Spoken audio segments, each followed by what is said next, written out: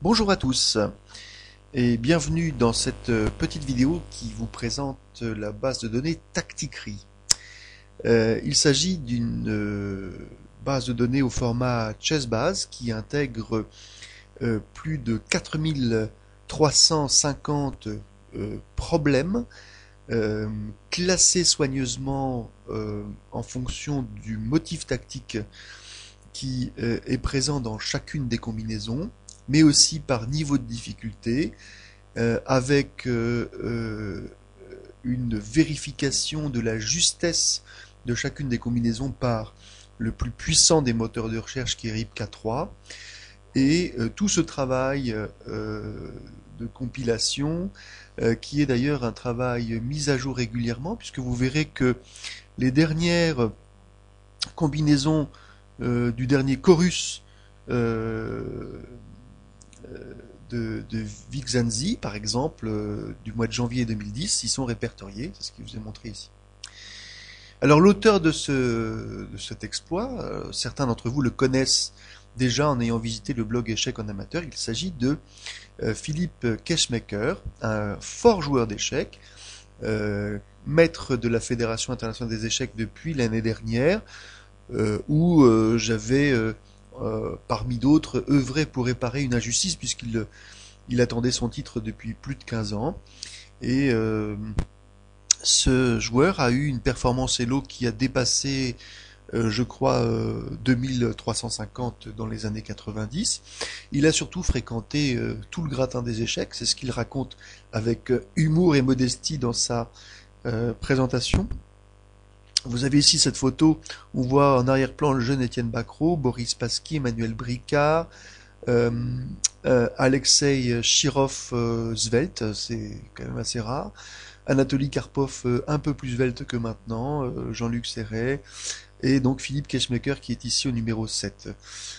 Il a fréquenté aussi à Belfort Morozevich, qui vous est montré ici, et puis Éloi Relange, euh, bon, Euh, il a, depuis plusieurs années maintenant, consacré son énergie à l'enseignement des échecs. Il a traduit plusieurs livres. Il a fait beaucoup de choses sans aucune volonté de commercialisation, avec beaucoup d'altruisme. Et d'ailleurs, certains des blogueurs de la toile qui se consacrent aux échecs avec passion et sans aucune prétention, et j'ai la chance d'en faire partie, eh bien, ont pu bénéficier de ses interventions toujours très généreuses, très pertinentes et, et, qui dénotent finalement son esprit assez rigoureux. C'est quand même un gros travail de compilation qu'il a fait. Alors, rentrons dans le vif du sujet. Comment ça se passe en pratique pour utiliser la base? Alors, c'est assez simple. D'abord, vous avez une présentation vous avez d'abord une présentation de la base de données avec quelques liens, des liens sur les sites de The Week in Chess, de ChessBase, vers les blogs les plus extraordinaires de la toile, vers euh, des caractéristiques des positions de ses sources finalement qu'il a utilisées, des études, des problèmes. Euh, il explique un petit peu comment les choses sont répertoriées, et puis il vous explique quelque chose de très important, qui est que lorsque vous décidez de vous entraîner, il faut le faire sérieusement, en cliquant sur la fenêtre d'entraînement, ce qui permet de masquer les coups et de jouer les variantes comme si vous étiez devant votre échiquier.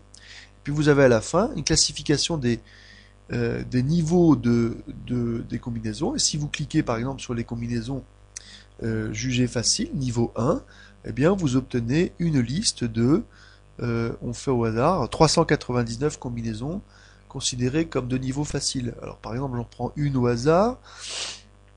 Je sais pas, je vais prendre. J'ai cru voir un auteur à succès dans cette base de données. Enfin, peu importe. Tiens, Fischer. Fischer contre Palbenko.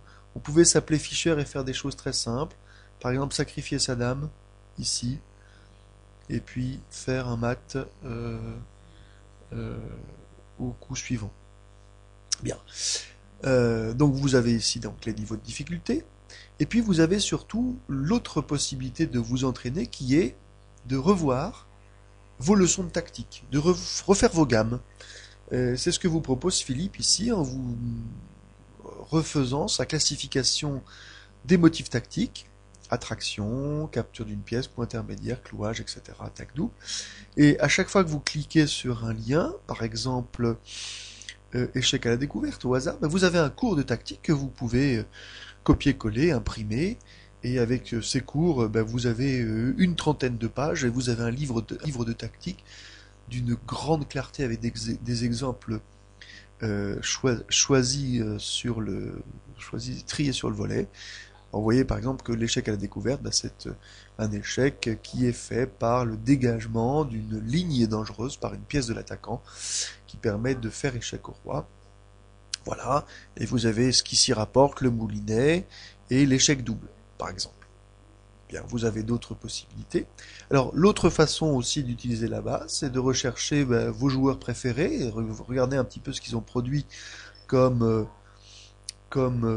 exploit tactique. Vous pouvez par exemple choisir notre ami Bobby Fischer. Bobby Fischer, c'était un grand tacticien, donc il y a beaucoup de parties de Bobby Fischer qui sont représentées dans cette base. Voilà, il y en a quand même 43. 43 et ben, vous en prenez une au hasard, par exemple contre Ulman, et puis vous pouvez vous mettre en position d'entraînement. Et vous avez un motif, les blancs, un petit texte explicatif, les blancs viennent de jouer H3, c'était un mauvais coup, et donc comment exploiter cela? Eh bien, vous avez la réponse, soit vous cherchez, soit vous avez la réponse. La réponse c'est avec les noirs, cavalier prend E4. Bon. Voilà, donc comment vous pouvez utiliser cette base. Vous avez bien sûr la liste des tournois, hein, y compris les derniers comme je vous l'ai dit tout à l'heure, les parties, et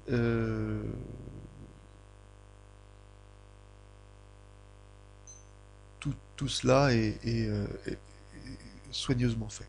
Je précise que cette base de données va être accessible à tous ceux qui auront fait un don pour aider les sinistrés d'Haïti.